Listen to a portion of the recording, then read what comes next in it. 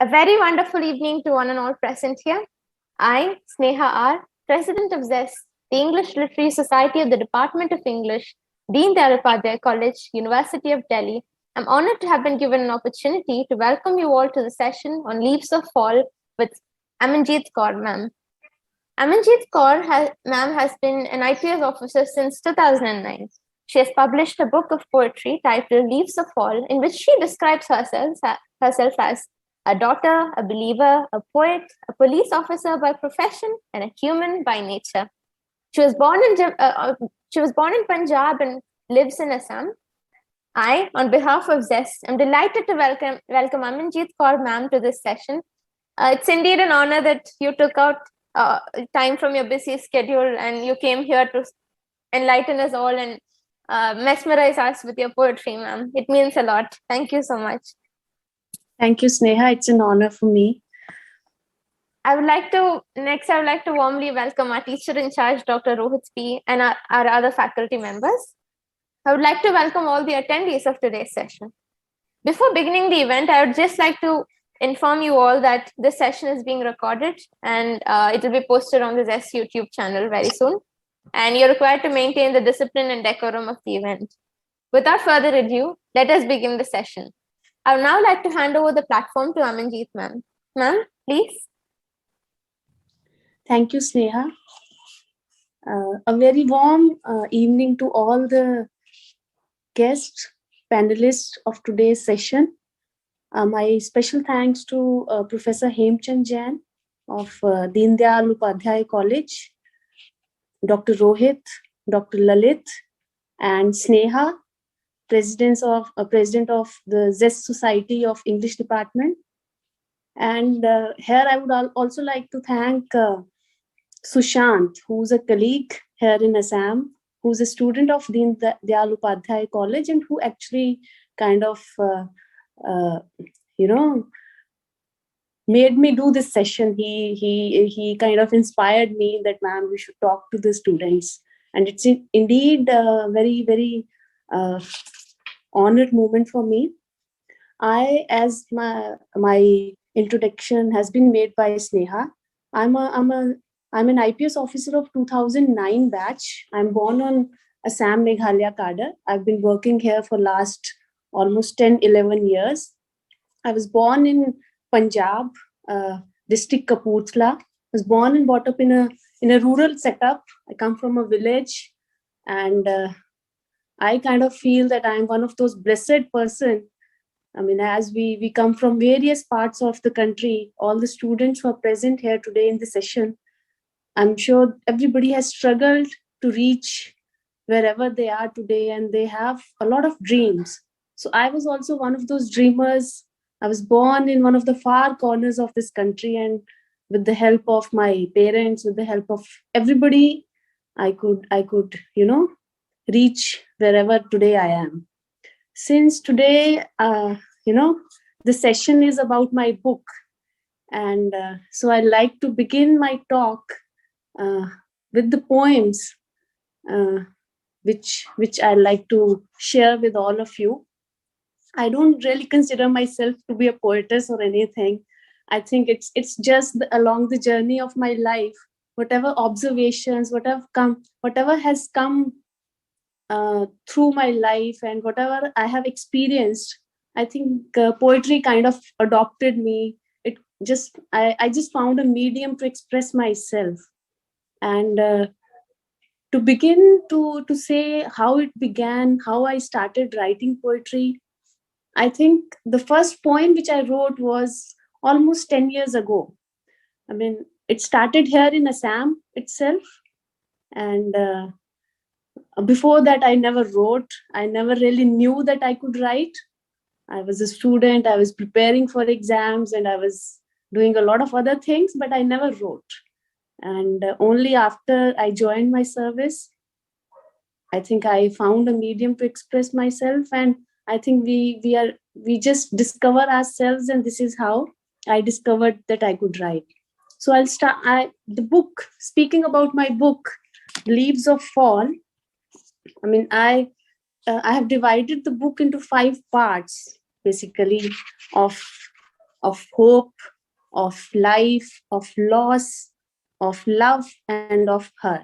So I like to begin by saying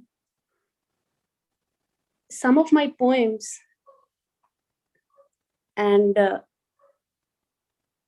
one of those poems is An Ode to a Journey. Lone journeys are their own pilgrims, where mortals spin around unaware. A silent traveler walks with a silent road. A lonely heart listens to the songs of some shadows that travel along, only for seconds, sometimes even less. Then night falls and stars accompany, but only so to say. They are in their own journey too. Cycle of life plays mischief and ruins a perfect company. But mountains of grass were only to be lifted, not by happy shoulders, but by strength of a seed's sojourn. As the hours wave their adieu, time clocks a journey unknown. I sum up miles squandered, motionless, eyes are stuck, mind is blind. And in the vicinity of times, as stars talk today, I know I have a mile still in stride, not exactly to reach somewhere, but to make up the lost distance. This is one of the poems which I almost wrote some 10 years ago, and it's very close to my heart. And it was one of the oldest poems I have written, and which is part of this book. And it kind of, you know, sums up the feelings, the experiences which I was going through when I reached a very new place. I came into the service, and then I joined a new cadre, and then a new place, and then you have a lot of thoughts, and this is how it came into being. Then I'd like to share another poem.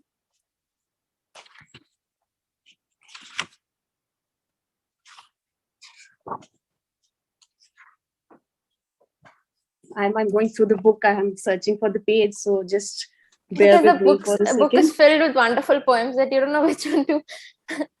It's a pleasure that you're reading it. I'm just searching for the next poem. Since I tried to join on the laptop, and then my laptop somehow didn't work, and now I'm live with the phone, and then the phone is in one hand, and I'm carrying my book in another hand. So the second poem which I would like to say is An Ode to Joy. Joy speaks silently. It's noisy occasionally. Mostly it flows through the chambers of our hearts, unknown. Like a breezy drizzle on earth, it soothes. Sometimes it stays on, echoing through us, smiling and waving to life forever. Sometimes it visits like a passing second, in a momentary laugh, in a quiet smile, jostling with us through our moments lived in grief. While it lasts, briefly or more, it spreads itself, creates a symphony of itself. Ever it lasts, it breathes with that quiet room, and it knows it was happy once.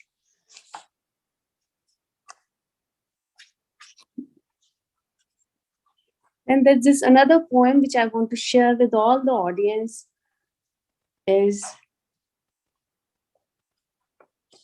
on loss. This is also one of the most, it's been many years that I wrote. Regarding the journey of my book, I've been writing for last 10, 11 years. And it never really occurred to me that I'll ever publish a book or something. It was just an expression that I was trying to make of anything which was coming across. And then, last year it happened. The book got published last year.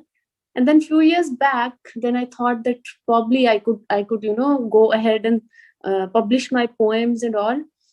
But I was rejected many times. My poems were, I sent to all possible good publishing houses, and it got rejected more than many times. And then Somehow I got lucky, and then last year it got published. So that was about the book publishing. And there's this poem on loss. It's in the section on loss. This is one of my favorite poems, as I can say. The title is A Lost Companion. My feet ache with this long walk. My dreary body wants me to halt.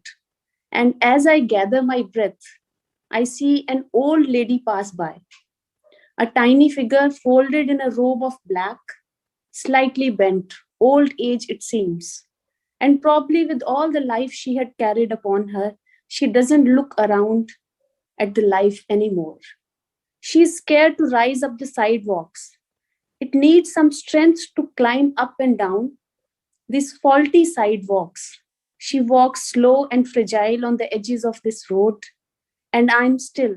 Something strikes inside me. Pity or fear, I couldn't decipher.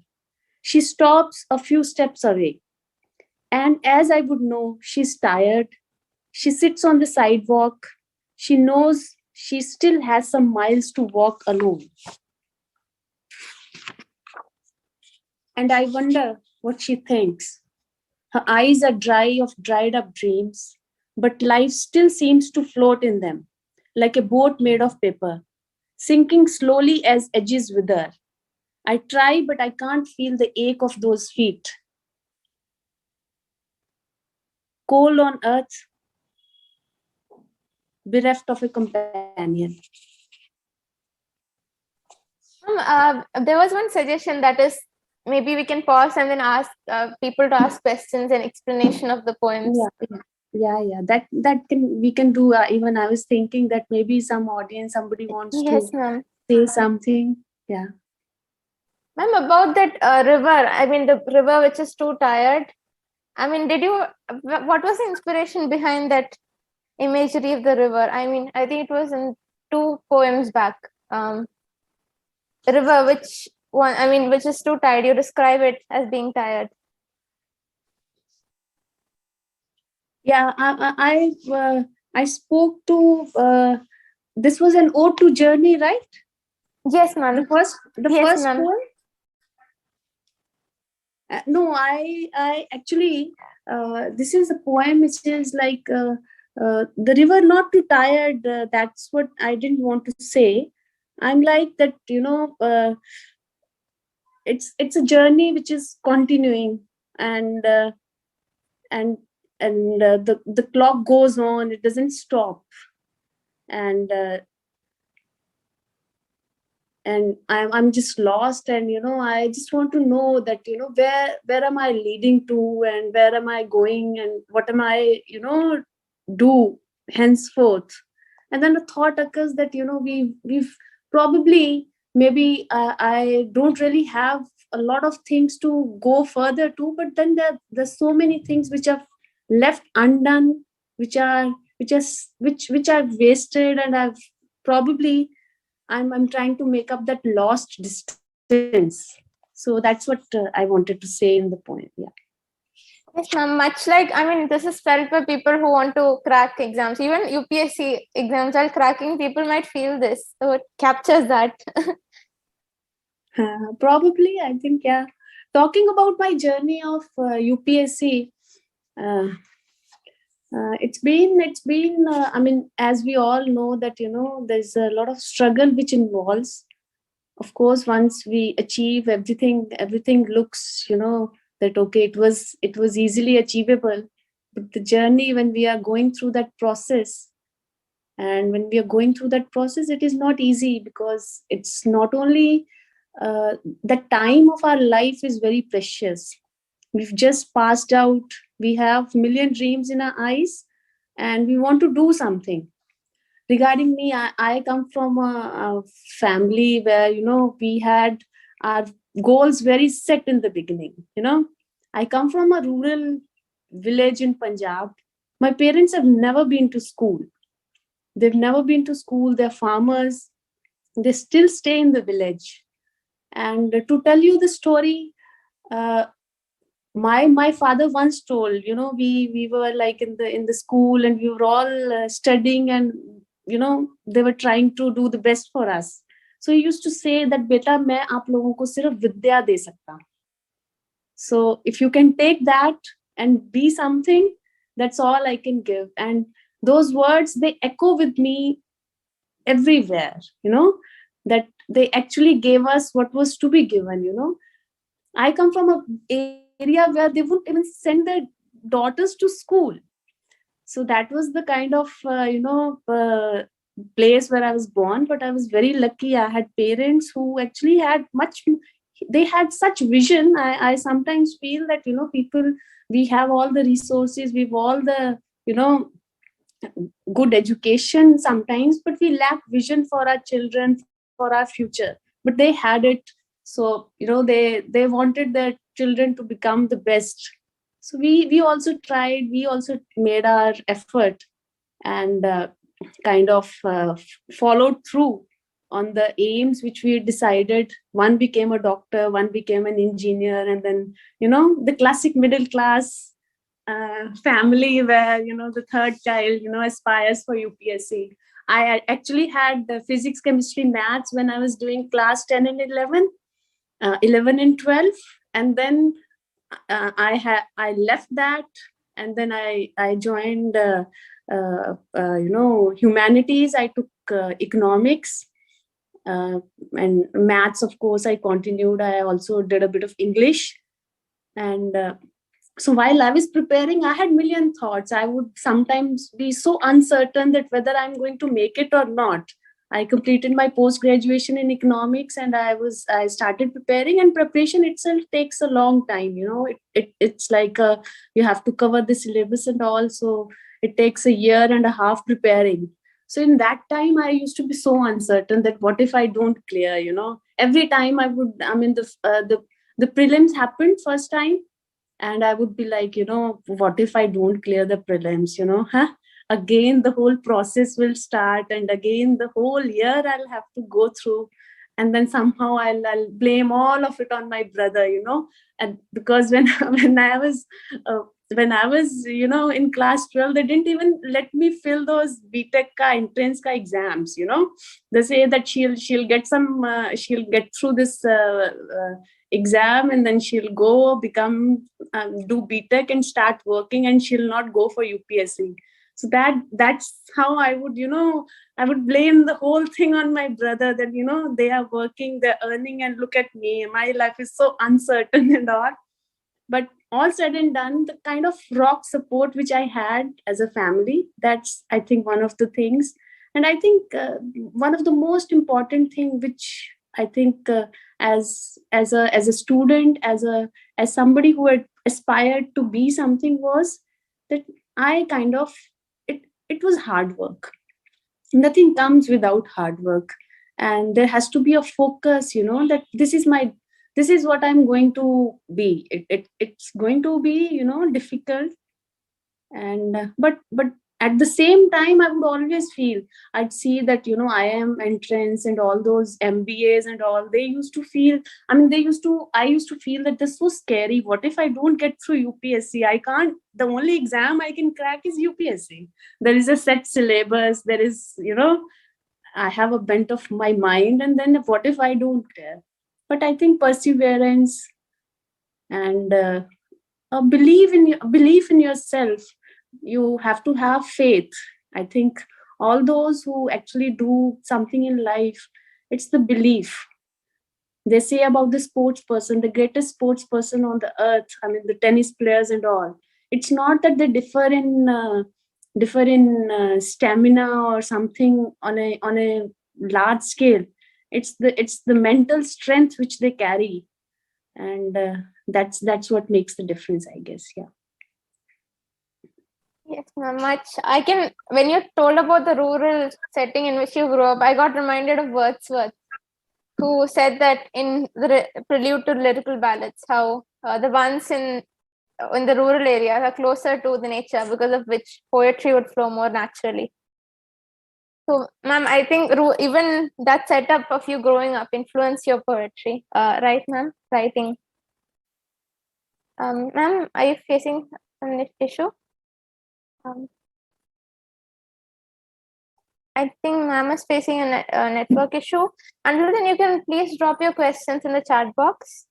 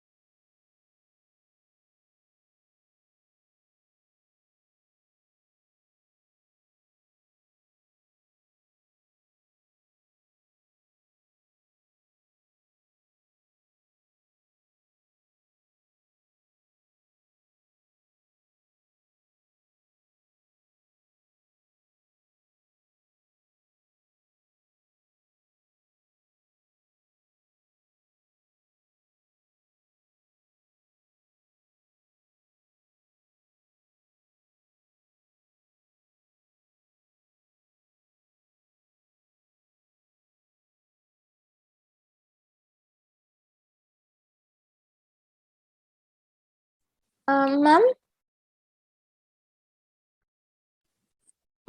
Is there some Hi, Sneha. connectivity issue? Yes, I think now, but now it got sorted Can out. you hear me? I can. Yes, ma'am. I can hear you, Sneha. I'm sorry, I got disconnected. It's okay, ma'am. Yeah. I'm on. I can hear you. Yeah. Yes, ma'am. As I was saying, that rural setting really influences poetry writing. So, I mean, did your nature poems get influenced by that? Because we're seeing a real life example of what all we learned in British Romantic literature of the Wordsworth and Coleridge.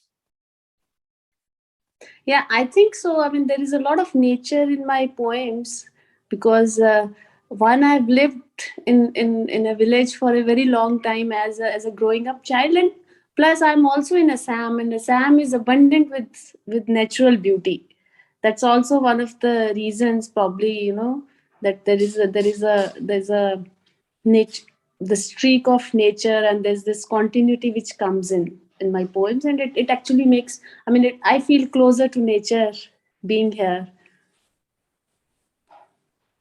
Yes, ma'am. That's really great to know. There's one more question Abipsa has asked. What would your advice be, ma'am, to aspiring authors? You see, that's I think I don't know if I can really advise anyone. All that I've written is, I think it's straight from my heart, and it's like very spontaneous. And I think what one thing which I've learned is that till we start something, we will never know that we can do something or something. I sometimes wonder that why didn't I try this before? Why didn't I start writing before? I mean, I could have done that even before. If I'm doing it now, I could have done it, 10 years even before. Probably I never tried. I tried, and then I think it started. I think it just needs that first step, and a bit of, help in your friends, reading it and then telling you that, yeah, you really have a bit of substance when you write, and then you get confidence. Then I think poetry just comes to you. I think prose is where people evolve, and there is a bit of technique, and there is this learning, and if you actually learn, then you can be a real master in prose. But for poetry, I think poetry has to adopt you, and that's what I feel. Of course, you guys are students of English literature. You'll know much more about the technique, the correctness of the sentence, and whatever style. I really don't have that much of education about the structure and content of the language, but of course, it has been.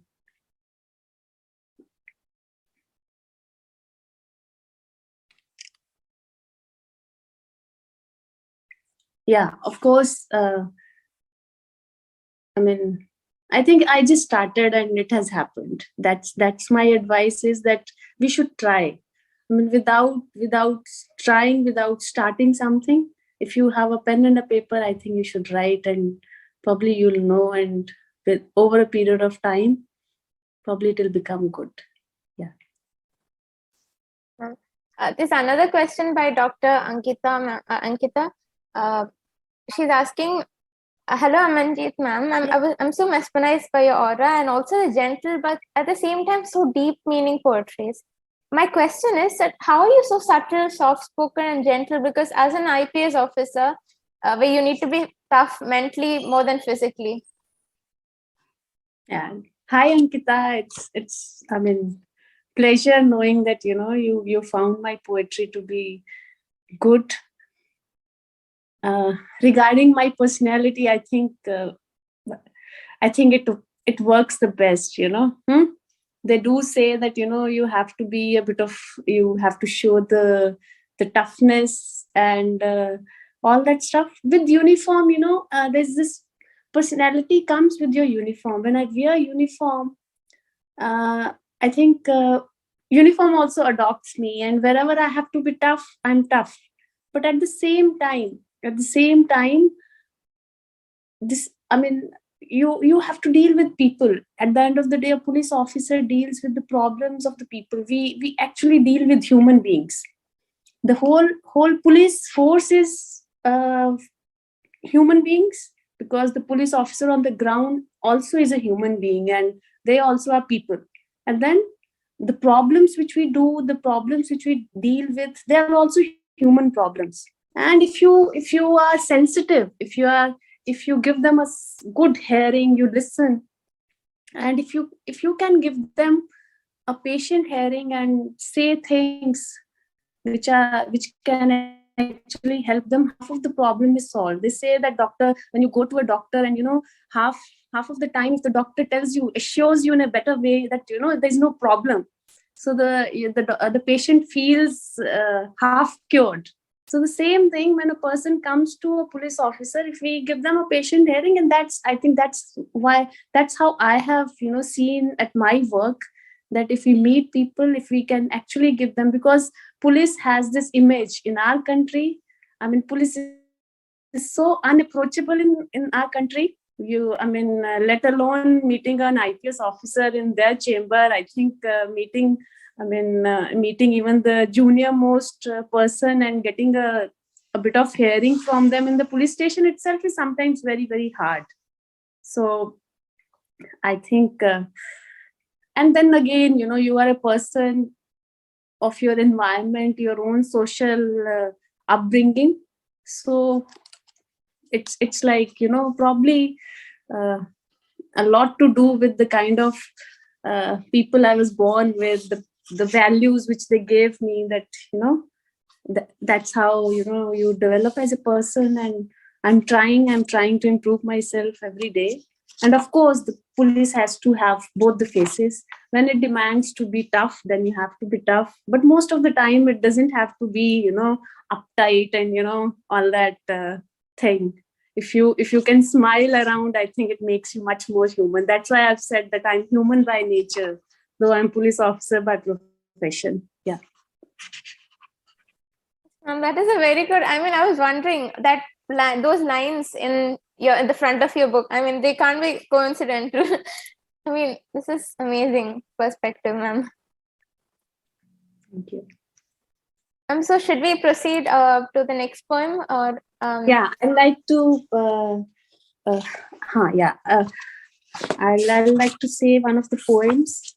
The poem's name is "A Broken Leaf." There's a section of her. There are a number of poems on women. As a woman, what I have felt, what I see around, and what I see in our society, that has kind of sometimes affected me. And as personally speaking, also I'm a woman, and I see what happens around. So there's this poem called. There's a complete section devoted to where the mainstream of the poems is a woman. So the poem is "A Broken Leaf." I wander on a lonely walk. For all the talk among the trees, I'm a leaf broken, dead already. The heat engulfs my brittle body. Alas for life, all but pain is gone. Light was life a while ago. Now it's a hustler that pushes the demise. If all is gone, why do I wonder yet? A lifeless leaf with a dead noise. If I could feel why the sun pinches me red, if life were only to hold on to a branch, why does a thought of life linger in me? Why does wind play on my fragile body? And why does she cajole me to lay silent? And why do they still burn me to death? God, amazing. This poem, I mean, the juxtaposition of a position of a woman to an autumn leaf. I mean, the leaf of fall. Yeah. Anyone has any questions or explanation?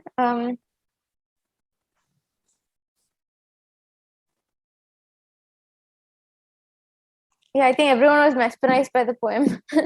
And I'll also want to say another poem. This is also on her. She wears a thin smile. It's quite late to search for the messiahs. In the world of the sinews and bubbles, when I look at her, she wears a thin smile. Look close. Those cheeks are red, of blush or pain. I hold her hand. I hold her hands. The lines are dark on hardened hands. She whisks me away, asks me to stay quiet.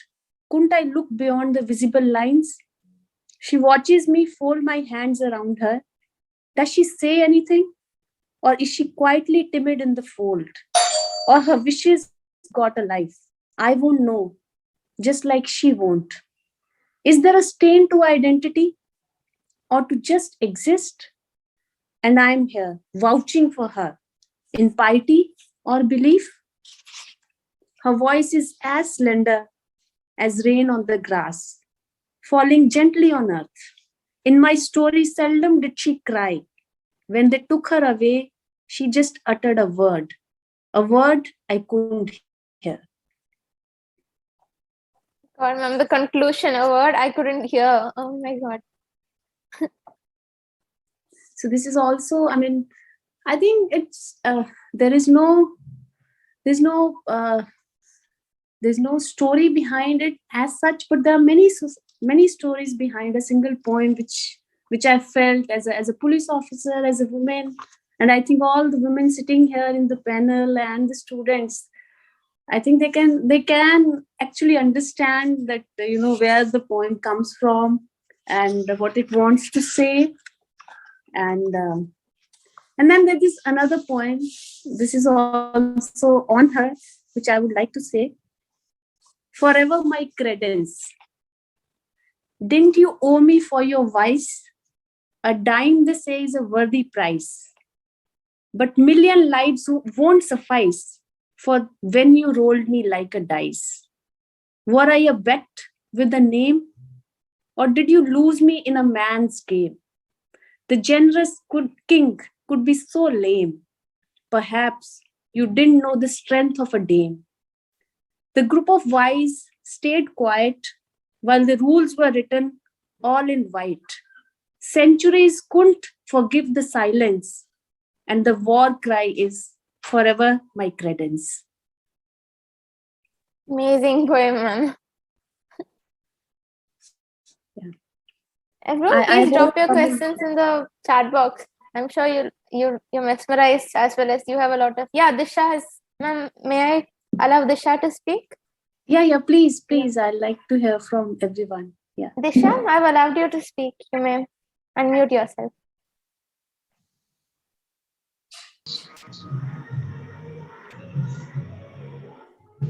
Good evening, ma'am. Hi, Disha. Good evening. Ma'am, I'm mesmerized with your poetries. They are so amazing. They are so well written. And they're so gentle and yet so strong. Thank you so much, Disha. That your words mean a world to me. I'm so honored, and I'm happy that you find that there is some substance in the poetry. That a writer wants. That somebody could actually see for what they Yes, are. ma'am. Yeah. Ma'am, actually, I wanted to ask you, it is a similar question and yet different. Like Yeah. the both of the fields, when I saw the poster of the lecture and also when I heard you are an IPS officer and at the same time you are a very good poet and who writes excellent poetries. How do you manage to work on both the fields which are generally thought to be very contrasting, very contradictory, and poets are literally generally thought to be very kind and very gentle people, and IPS officers have to be tough for their profession, and how both of these profession influence each other for you, and how do you manage to play your roles in both of the professions? Yeah, thank you so much, Disha. This is such a wonderful question. That poetry and police really don't go along. I mean, go together. And still, here I am. I'm writing poems, and I'm speaking to to the students on my poems. Huh? And that's that's exactly that it is true that police has. Police, they say, I mean, the kindness, you use the word kindness, huh? And you actually have, there is a larger question here. I mean, apart from me, if I'm, as a person, I'm speaking, that probably when I was a probationer, when we do our training in National Police Academy, then we have to come to our districts, and we have to start our district practical training, the practical training in the field which we do learn. So when I came here as a probationer, I was a probationer, and I was assigned a district called Jorhat. So there I started my probation period. And one, I mean, the beginning of my poetry and my police life are very they're very closely related, actually, Disha. I never wrote a single line before I became a police officer. I never really knew that I could actually write. And some of the poems which are not there in this book, probably in future, maybe if I get a chance to publish more of my work, some of my poems are written while I used to do the training, and even and at a workplace. you know I would actually, at that time, our task was to observe things, more of not doing and more of observing, learning. So some of my poems were actually written in the police station, and I used to observe that in the previous thing also, I have said that we deal with human problems. The police deals with human problems, and if you have a bit of a heart to actually see for what people actually go through, whenever I'm working, whenever I'm there with my fellow police officers, and in my capacity as superintendent of police, I have run many districts. All I've tried to tell, anytime whenever we had our discussions, I used to tell my staff, that what a normal person actually perceives, that police and kindness don't go along. And then I would tell them that in this country or wherever, if there is a problem in somebody's house, one, for example, a child has gone missing, or say something has happened in the house, somebody's murdered or somebody's killed, or say somebody's child has met with an accident, and apart from praying to God, helping them, they actually come and visit police station. They come to the police station that please help us find child which is lost. So we are into something which is so very human. So I actually try to tell them to be sensitive all the time, where there's this so much talk about that we have to be sensitive in dealing with people. So regarding me as a poet and a police officer, I've never really thought that they are too contradictory to me. Probably I was chosen to be a police officer and a poet by God. So there I am. I've really not made a choice here, and I'm happy that some of my poetry has kind of struck a chord with all of you. And it actually also gives me a vent, a way of expressing myself. We are public servants, we have to deal with a lot of problems, but at the same time we also have an oath to observe. So when, and as a police officer, we deal with law and order problems, we deal with so much negativity also in the society. And the poetry actually gives me, I think, that positivity, that much needed positivity which I need in my life. Because creativity, whenever you do something creative, it actually brings in something positive to you. And I think it kind of helps me maintain the balance in my life, so to say. So that's how it is, I guess. Yes, ma'am. Like Dr. Ankita Pandey's comment, that is, the poems are so strong yet so gentle. That is. Yeah. Thank you so much. Thank you. Ma'am, there are a few questions. I'll read them in order. Aman Mishra has asked, by your experience, Yes, while preparing for UPSC, what will you suggest for UPSC aspirants? Yeah. As a UPSC aspirant, I think that the foremost thing is belief in yourself. That you have to believe in yourself. The belief and the capacity to work hard. I think they say that we have this thing that we have to put our there's a term in sociology. I'm forgetting that, but it's like, you have to delay your gratification. You have to, if you want to succeed in life, you'll see, you have to delay your, rather than taking instant gratification, you have to believe in delayed gratification. You put yourself for your goal.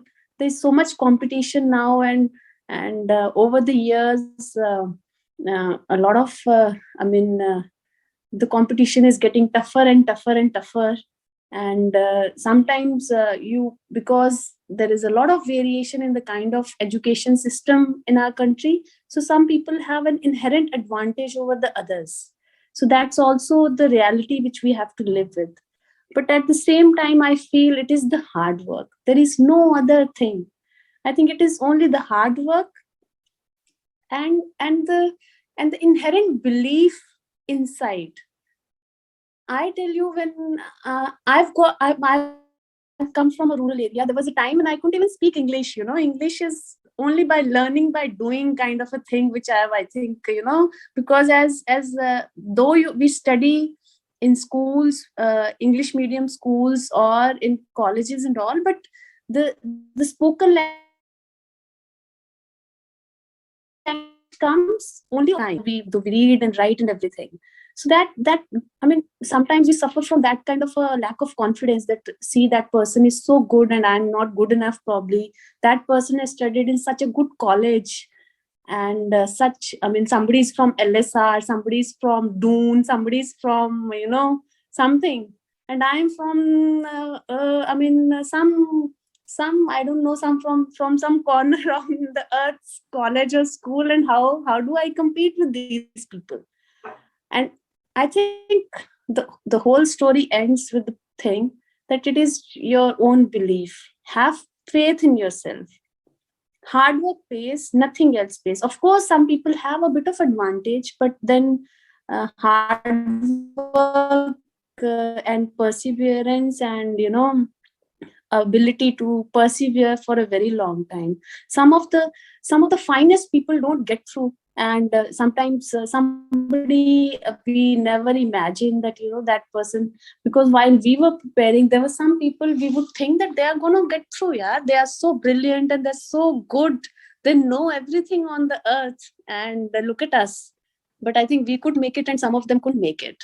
Very focused, I think. Strategy should be very focused. You go through the exam, or the pattern of exam, your whatever your subject is, you focus on the question papers, on what is coming, what kind of questions are coming, and try to get the best of material, and then prepare your own answers and practice. And I think writing helps. I mean, all the practice and hard work. I think the key to success is hard work. Whether you want to become a doctor, whether you want to become an engineer or a pilot or a UPSC, somebody, a public servant, nothing beats like, burning the midnight oil, as they say. Yes, ma'am. That was a very good advice. I mean, as opposed to the generic advices that, yeah, you have to study for this much hours and everything. It was very good. Dr. Ankita Pandey has one question. Ma'am, the last poem somehow showed the vulnerability of the women and also the strengths which echoed through centuries. How did you write such an alluring poem? I mean, where did you find your inspiration from? Is it through literature or society around or some personal experience?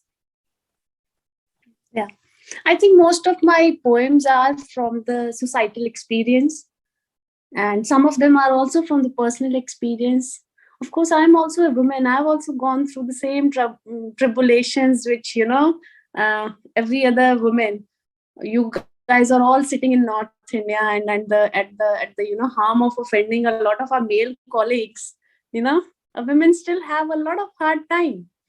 Women, a woman traveling on the road, a women going anywhere, and even in the best of the families, as a police officer, I have seen, and that actually sometimes really pains me also as a woman, and sometimes it really makes me very proud of the kind of family I was born. I sometimes don't stop counting my own blessings, that probably I'm so blessed that I was born in some place where parents never went to school and they actually gave me the best of the education, and here I am. What is women empowerment anyways? We talk about this in our stream also. Here we meet the people in power, the colleagues and all, and they say that there is a women empowerment going on and all. And all I feel is that what more empowerment do I need? But having said that, I still feel that even the best of the families, even the best of even after getting the best of the education, so many women suffer from such a lot of things. It's not always the physical violence that counts. It is also the mental, the psychological harassment that counts.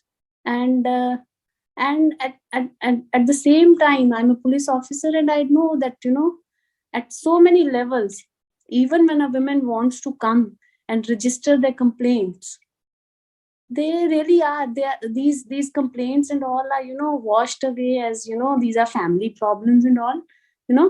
So my experience as a person, my experience as a police officer, I think both of them have, and my personal experience, some of the poems, they are truly based on my own whole personal experience, and that's how they have come. Yeah.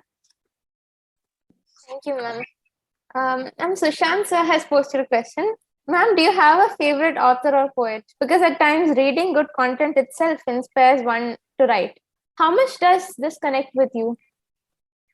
Yeah, one of the I read a lot of poetry. I don't read a lot of poetry, but I do read some of the poetry.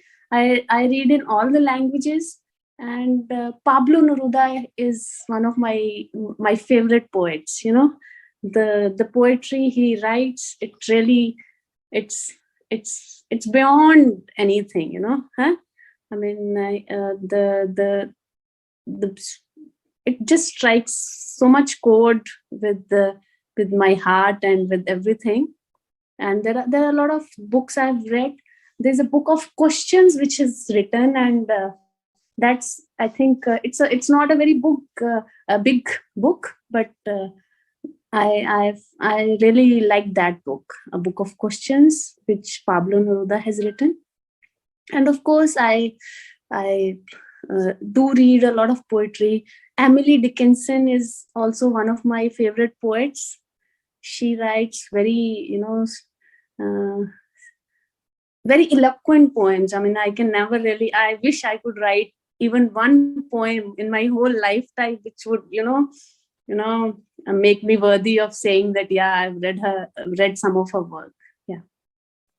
I mean, no, ma'am, your works are unique, and when we are reading them also, I'm like, oh my God, if I could write like her, it would be amazing.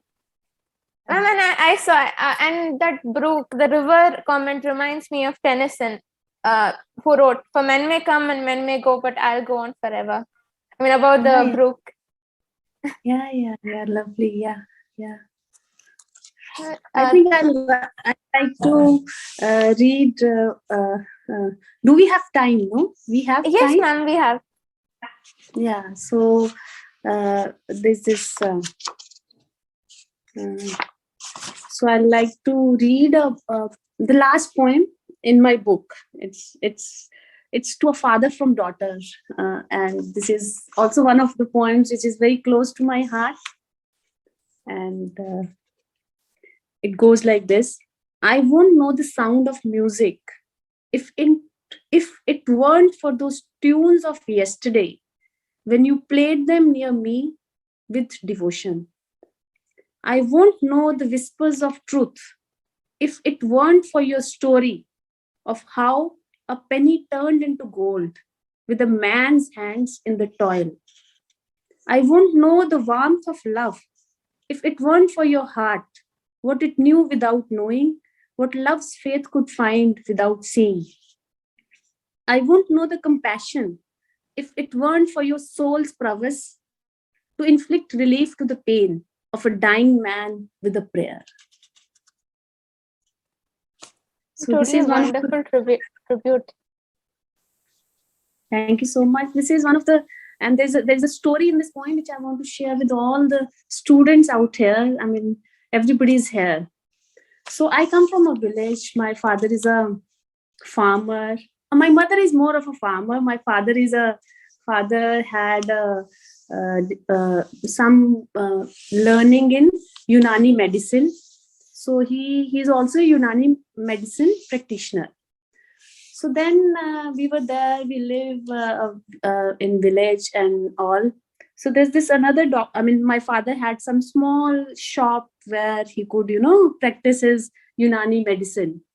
So then I think I was in class 8 or 9 or something, probably 10. I don't exactly remember that. And then there's this another doctor, they opened another shop, in the village. And then he had a bigger shop, and his shop looked much more, elegant, and he had much more stuff in the store, and so I would be like, hey, Dad, I asked my dad, that, see, Papa, that fellow, he's just opened his shop, and more people go there, and he kind of charges more, and then he's making more money. And look at us, you don't make enough money or something. That's what so then my father told me, I mean, in my house we talk in Punjabi. So he says ki beta, I'll say it in Hindi. So he says that beta, jo main 1 rupaya kamata hu, wo har 1 rupaya sone mein badal jata hai. Because you guys, my kids, they're studying properly. You guys are doing well in life. As in, my brothers were appearing for their exams, and they were good students basically. So that's how I write that how a penny turned into gold with a man's hands in the toil. That if you earn something with hard work, every single penny which you earn in your life, it turns into gold.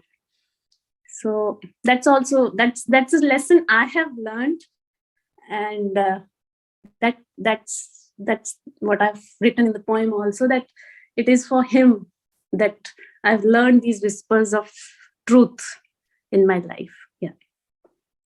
That is so inspiring. I mean, penny turning into gold, that's a very good lesson which everyone right now in the world, which is running behind money, profits, and everything, they should learn. Yeah. And I think for all the students, it is very important, at the threshold of our careers and at the threshold of our lives, we must never think that, money is important, good life is important, but integrity and how you earn it is also very important. The means are as important. So that's why I wanted to say this, and I wanted to say this poem also. Yeah.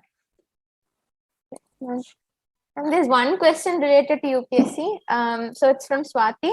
Ma'am, this year in CSE 2021, there was a topic on which we had to write an essay.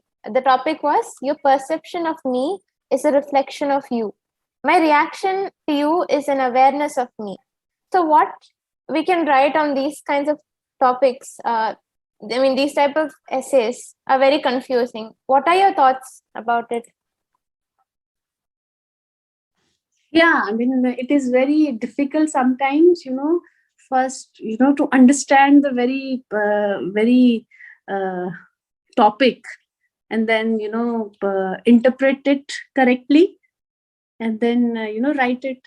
I think when I read this a few days back, I was shown this title, and I think it can be, from a personal perspective till an international perspective. I think when we write an essay, we have to see, or we have to kind of divide, kind of make fragments, and sometimes we have to start it from above to at the lowest, the smallest fragment we can divide a topic, and sometimes we have to develop it from smaller unit to a larger unit.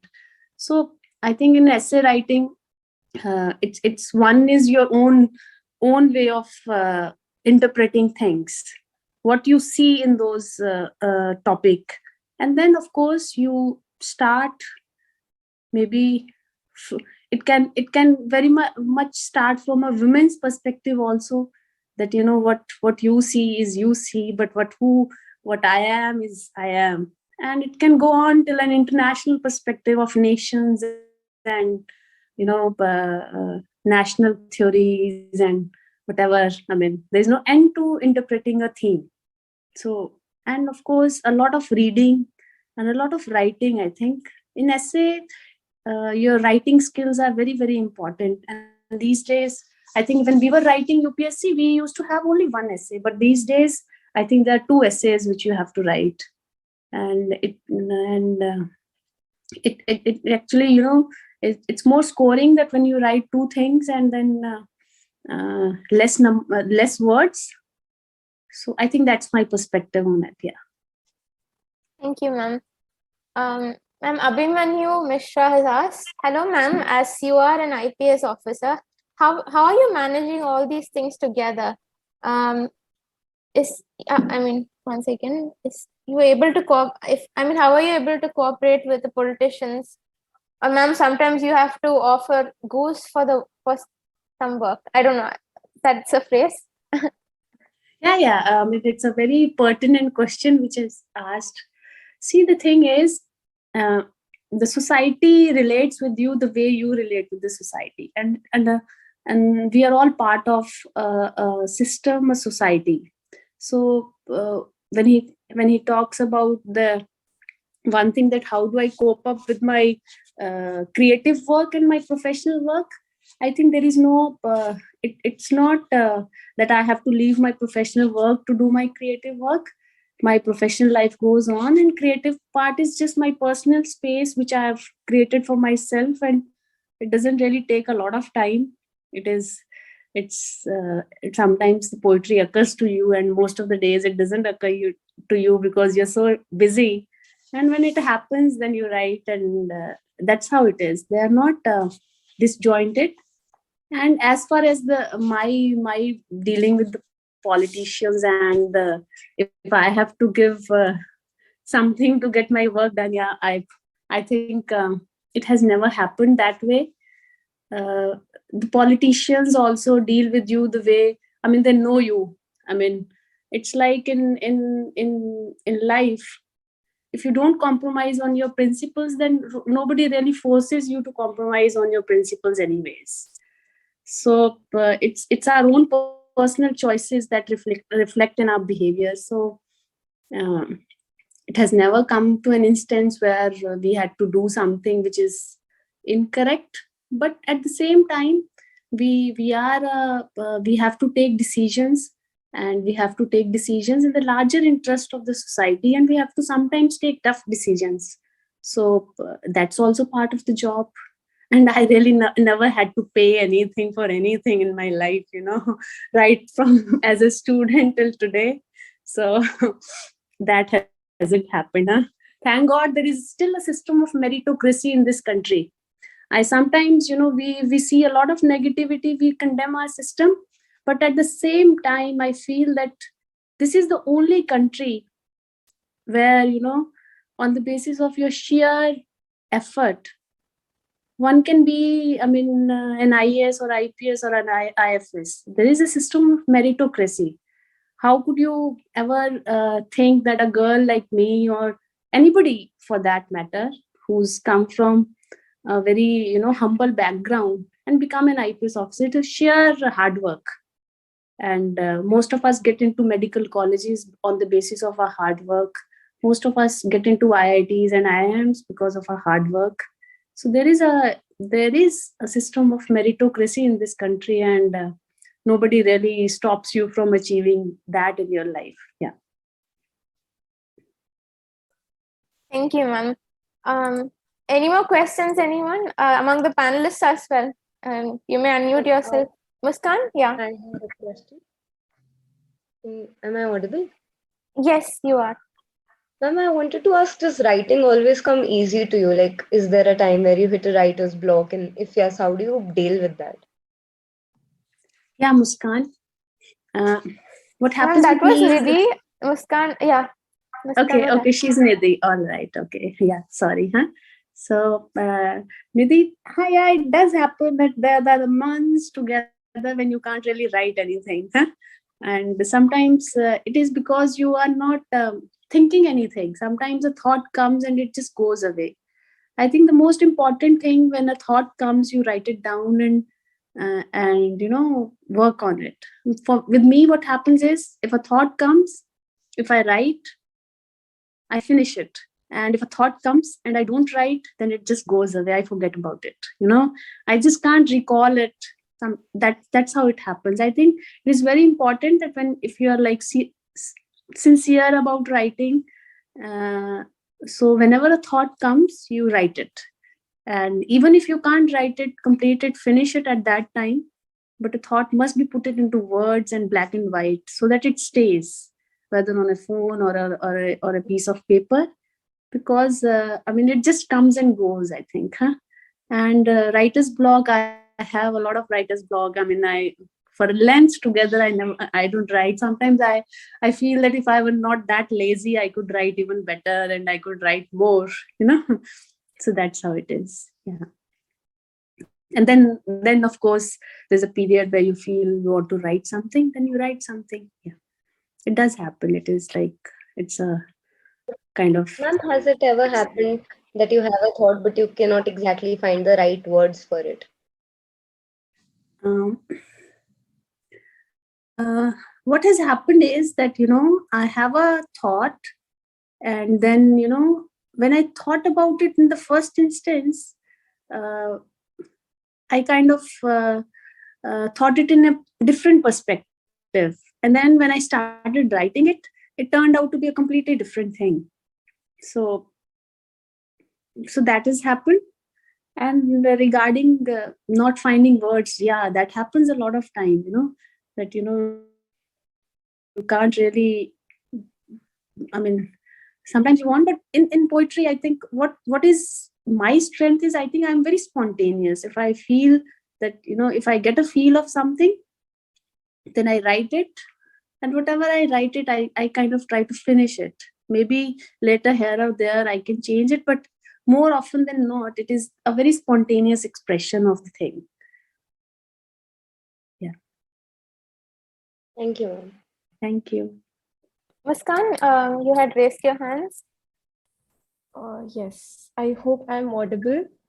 Yes, you are. Hi, Tanya, I'm listening. Good evening, ma'am.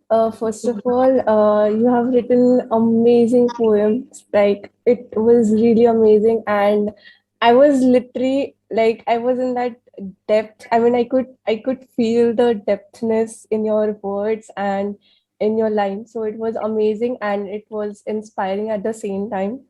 So Thank you so much. thank you so much for giving us an inspiring evening.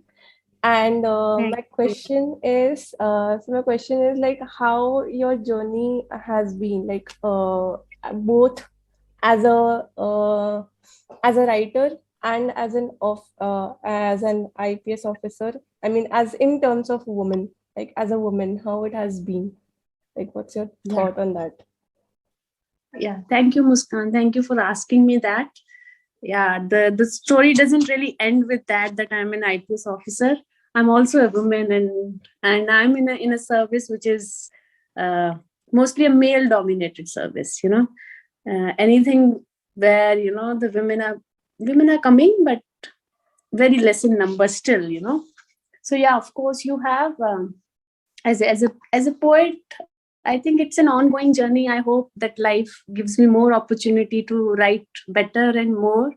So it's an ongoing journey. I really don't see that there is anything. I mean, as a poet, I have achieved anything. I'm just trying to express myself.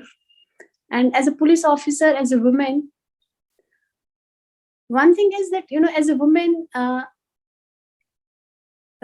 as a police officer, it gives you a lot of what do you say, confidence to thrive in the society, at your own, in your own terms. There are officers in various streams of life, there are officers in various other departments, but as a woman, as a police officer, I see myself as more there's kind of there's a lot of strength there, I get as a person. And you can do a lot of things for the women out there because they can approach you. That's the thing. And as a police officer, I mean, the real struggle is not that you've achieved something, you've cracked the UPSC or something. You've come to a service and you've started a job, and the real struggle, as in any other stream, is that you have to thrive in that job. You have to perform to your full potential because there is a competition, there is a thing. And as a woman, you are like, you probably might not be good enough for the field posting. You might not be good enough for, insurgency operations, or you might not be good enough for this job, I mean, after all, it's a man's world. We all have to agree that still, despite all the things which we are doing, there are so many barriers at times. But I've been lucky that way. I have worked hard. That's the thing. You have to work hard in case, you have to prove everybody else wrong that you're not good enough. So you work hard and you create a space for yourself, because whether it's a personal life or a professional life, it's you have to create a space for yourself where they recognize your potential, and then they give you you have a satisfying career. So it is hard, it is never easy, whether cracking a UPSC or whether working. And but at the same time, I would rather not be any other place. I'm so proud to be an IPS officer, and that's what I feel personally. Yeah. Even in a job, you might have to deal with a lot of people who won't cooperate and everything. So, ma'am, what is the tip that you can give to people? I mean, even in workspace, there are lots of people who don't cooperate. So, what is the tip you would give because you would have met a lot of scenarios in which it's very difficult to go on. I think, Sneha, the most important part in any job is that you have to create a team. See, you have to have that team building capacity, and it doesn't. I mean, it doesn't really come with the authority always. Yes, of course, you have a position. There is an authority, but at the same time, we should be able to make a good team. And whether it's a small organization or a big organization, at a district level or a state level, we work in teams. And if you are able to create that team, and they'll work for you. And it's never that, I'm just because of my position or something will work for me. The best results are achieved, and that's how it is achieved, because at the end of the day, it is not me who's present in all the situations out there. When we deal with the law and order situation, it is not I who's going all the time. It is my people, it's my workforce, my team which goes. So it matters, in tackling a situation. How can I deal? Even in an investigation, I have to have a good team who's working efficiently, doing what is to be done. And same thing is in the office space. You'll never have the same, just like we don't have, they say that the our fingers are not, the hand doesn't have all this, the same kind of, whatever the proverb or something is. The same way, we'll never have those equal potential people. We'll have to find the best in them, see what they can do right, and then give them. And sometimes you don't even have that option, that give that task to that same person. No, sometimes you don't have that option. You have to deal with whatever is given to you. So you try in those circumstances. Yeah. Thank you, ma'am. Anyone has, Aman Kumar has raised his hand. 1 second, Aman, I'll allow you to speak. You may ask your question.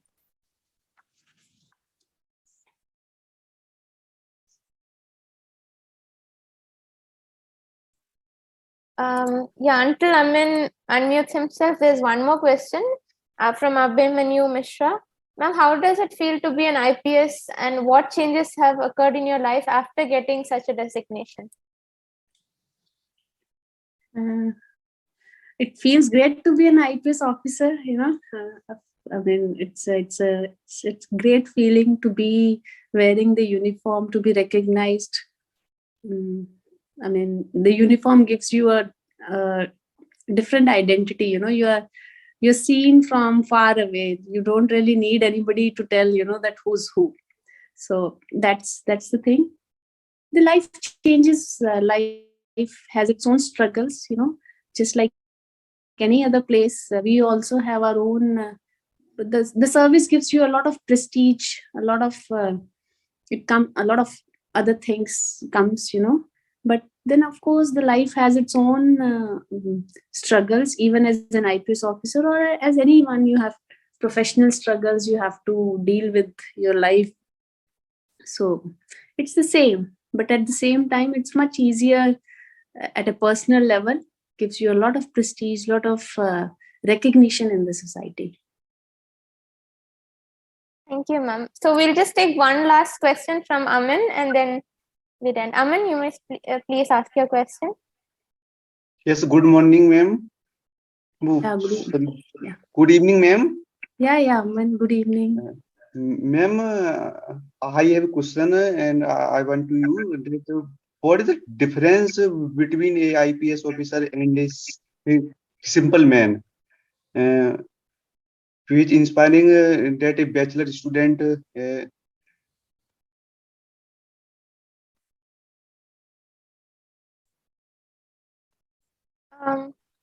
Aman? Yeah. Hello?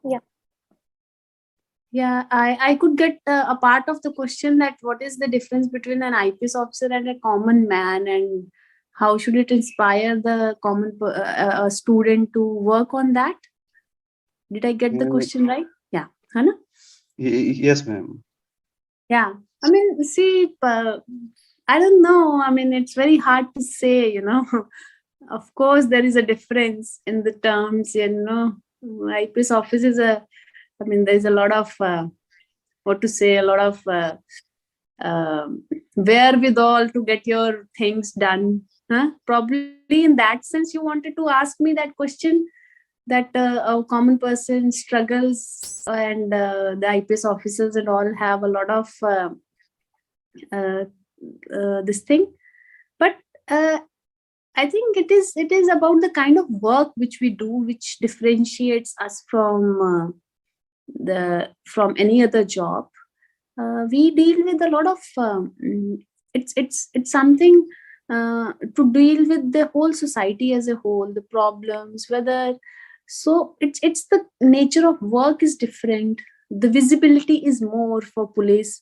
Police is the face of the government also, because in a law and order handling, in any kind of a situation, the police officers have to reach the spot, and police officer has to actually take responsibility for also each and everything, whether something went right, that's the job done, good done, job well done. But if something goes wrong, then we have to own it up, that because of our own failures it couldn't happen. And of course, as a common person, one has to deal with a lot of thing, but as a police officer you get a lot of what to say, there is a lot of at a personal level, a lot of comfort, a lot of recognition, and you get to live a good life. That's what I can say. And being in civil services, I think it offers you a great deal to serve the society. As I told you that, as a police officer, we deal with the human problems, right from if somebody is not taking care of their parents, the parents come to police, to the issues of national security. So we deal with all the kinds of problems. So that gives you enormous scope to serve the society as a whole. So be it IAS, be it IPS, or be it any other civil service. So that is the kind of scope, and there's a bigger picture involved.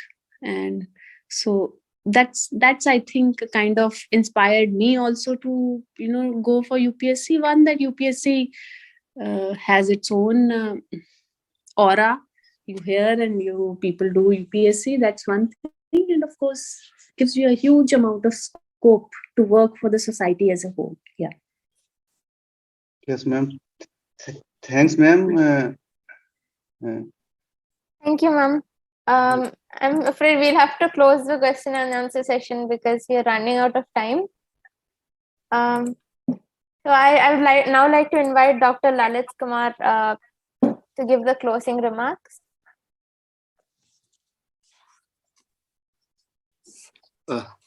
Hi, Sneha. Am I audible? Yes, sir. Okay. At the outset, I must thank Amanjeet ma'am. I must thank her profusely for this wonderful session, for this excellent session, which all of us found edifying as well as entertaining. I consider myself a man of prose living in prosaic times, and I'm a man of timid mind and few ideas when it comes to poetry. So initially, when Sneha contacted me and asked me to give the concluding remark, I was a bit hesitant. But after reading Amanjeet ma'am's poems, some of her poems, I felt so mesmerized, so inspired that I overcome the hesitation, and it's a privilege to give the concluding remark here. In India, we have had a rich tradition of bureaucrats and police officers who have enriched Indian literature, Indian literary criticism, and poetry. As a student of literature, I often ask this question to myself: what is it in literature, what is it in poetry that bureaucrats and police officers are drawn to it?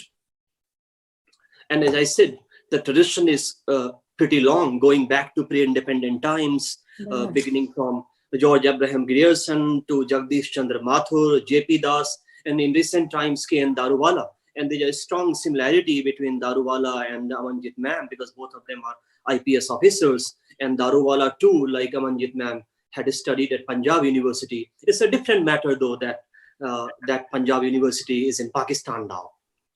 Yet this question often comes to my mind: what is it in poetry that attracts police officers? Or in other words, is there a relation between poetry and policing? And then I found out, and some of these ideas came up today in ma'am's session in her answers, that there's a very strong relation between literature and policing, between policing and poetry. The strength of literature, in fact, one of the biggest strengths of literature, as we often tell our students and also to ourselves, is empathy, the ability to generate empathy. In fact, there was a professor at JNU who would often say on a lighter note that the way doctors conduct ECG test on heart patients, English teachers of Delhi University conduct a CCG test on the textbooks that they teach. CCG for her was an acronym for class, caste, and gender. So in our classroom, we talk about certain ideas. For instance, what does it mean to be on the margins of society? What does it mean to be on the other side of gender, caste, class? So we talk about caste, class, and gender and subject literary texts to such analysis. And ma'am will be able to say more about this, but some of the ideas she shed light on today, that as a police officer or cop too has to be empathetic to society. Without empathy, without having empathy, one cannot be either a good administrator or a good politician or a good cop for that matter. And therein, I think there's a strong relation between policing and poetry. Without empathy, you can be neither a good poet, nor a good officer, nor a good citizen of India. And I must say that I really enjoyed reading her poems. Today, ma'am read out from An Ode to Journey and also Lost Companion. And I would like to say that her poetry, her humility, her sparking personality, all these will inspire our students. I would like to add one more thing about her poems. The biggest strength of her poems lies in what I figured out: their simplicity, the use of colloquial idioms, spontaneity, and lucidity. She writes without the burden of scholarship. I have seen many scholars trying to write poems, but they have turned out to be failures because not everyone can bear the burden of scholarship. ये जो विद्वता का बोझ होता है बड़ा भारी बोझ होता है, हर कोई संभाल नहीं पाता उसे, तो कई बार लोग कर नहीं पाते. But her poetry is, for lack of better terms, I'll use Keatsian, because John Keats, the romantic poet, had said once that if poetry doesn't come to you as naturally as leaves and fruits come to a tree, it better not come at all. And ma'am also talked about spontaneity. Spontaneity is one of the virtues of a good poet. On a lighter note, towards the end, I'll talk about rejection. You said about rejection, that how your poems were rejected. So I'll say that you're on the right track, ma'am, because J.K. Rowling's manuscript of Harry Potter, I must add here, that was rejected 12 times before it turned out to be a bestseller. So at the outset, sometimes if rejection happens, it's not a bad thing. Many eminent authors, many eminent poets have gone through this phase. So towards the end, I would like to thank once again to ma'am and also to Sushantji for making this session possible. Thank you so much for inspiring our students, for inspiring us. Sneha? Sneha, are you there? Yes, sir. Sneha, can we have a screenshot with Aman ma'am, and if Sushant is around? Yes, sir. Actually, we have also a vote of thanks. So should we do this after that? Whatever, like you can propose the vote of thanks if ma'am is not in a hurry. Ma'am? Yeah, I'm there. I'm listening. I'm there. Okay. Yeah. I would like to invite Nidhi, the Joint Secretary of Zest, to propose the vote of thanks. But just give me a second before she proposes her official vote of thanks. It was indeed a pleasure listening to you, ma'am. And we are extremely thankful, and on behalf of the entire faculty of the department, I express our deep gratitude for your presence and for talking to our students, interacting with our students, and inspiring them. I think it's been it's an honor for me actually, and I should thank you rather than you thanking me. I mean, it's been such a pleasure sharing my poems, sharing my experience, and it's always wonderful to go back to the students. I still feel that I'm still a student, you know, and there would be soon a day where I'll probably go back to college again, because I kind of sometimes the work gets too much for you when you want to, you know, I've always said that the studying was the easiest part in life, you know. You really didn't have any other burdens on you, and all that you had to study. And ma'am, you have an open invitation to our college whenever you come to Delhi. Please do visit us. Yeah, thank you so much. I will love to meet you all, and thank you for giving me this opportunity. And I hope that students do, you know, read more of my poetry, and kind of, you know, they can always, Sneha has my number, and the students can also have my number, and they can get in touch anytime they want, and it will be a pleasure. Yeah. Nidhi, you may pose the vote of thanks. Am I audible? Yes, Nidhi. Yes. I, Nidhi Garg, Joint Secretary of Zest, the English Literary Society of the Department of English, Deen Dayal Upadhyay College, University of Delhi, deem it a great honor and privilege to place on record the contribution of every heart and soul towards the success of today's session. We've learned a great deal and are indebted to our speaker, Amanjeet Kaur ma'am, who, despite her busy schedule, managed to find time for this event. She's an embodiment of the spirit of poetry, which has been something which helped us cope with these testing times. Perhaps the best feeling came in when we realized that the autumn leaves matter too. Thank you so much, ma'am. I would like to thank our teacher in charge, Dr. Rohit P., and all the faculty members who make every season of ours beautiful. I'm expressing my overwhelming gratitude to each and every person who has managed to find the time to attend this event and help us collectively witness the beauty of Leaves of Fall. I would like to thank Mr. Rajkumar from the Computer Center and the College Computer Center who extended their support and rendered smooth the technicalities. Last but not the least, I would like to thank the Zest team members who have undoubtedly worked so hard to make this event a successful one. Nowst, though not at the fall of the leaf, how the heart feels the languid grief, in autumn at the fall of the leaf. Dante Rossetti wrote in her poem Autumn Song, how true it feels right now as the session comes to an end. I hope that this autumn of a session stays in your hearts. Thank you so much. Now we can take the group screenshot, sir. Yes. I request Sushant sir is also here. Oh, that's great. I request everyone to switch on their video. Whoever can switch on their video, please do it.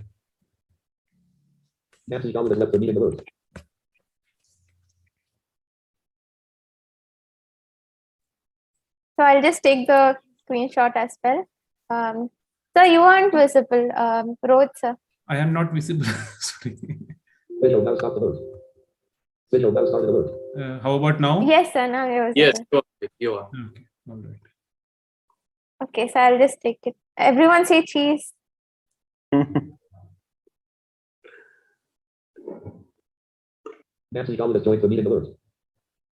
Okay, so I've taken the, Nancy is also here. Yeah. Everyone say cheese. Thank you so much, everyone. And Sushant, good to have you back. Thank you. Short while.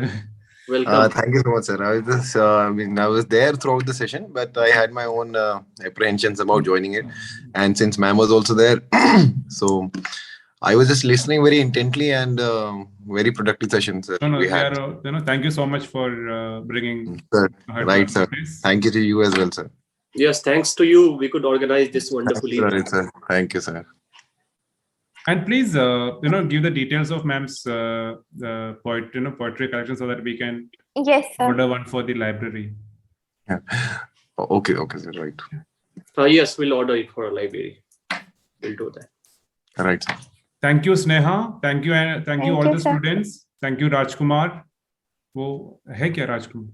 No, sir. He's not around. ठीक है तो वो हमेशा he is the these days he is the backbone for our events. ठीक है. So thank you again, ma'am. Thank you so Thank much. you so much, ma'am. Thank you, Sneha. Thank you, Dr. Lalit. Thank Thank you, you Dr. so much. Rohit. Thank you And so much. thank you, one and all. I mean, it's been such a pleasure talking and great honor. Thank you so much. And special thanks to Sushant. I'll meet him after Thank a you, while. Sushant sir. I'll say the thanks Right. personally. Right. Thank you, ma'am. Lalit. Thank you, Ranveer, and all the other faculty who joined. Thank you, sir.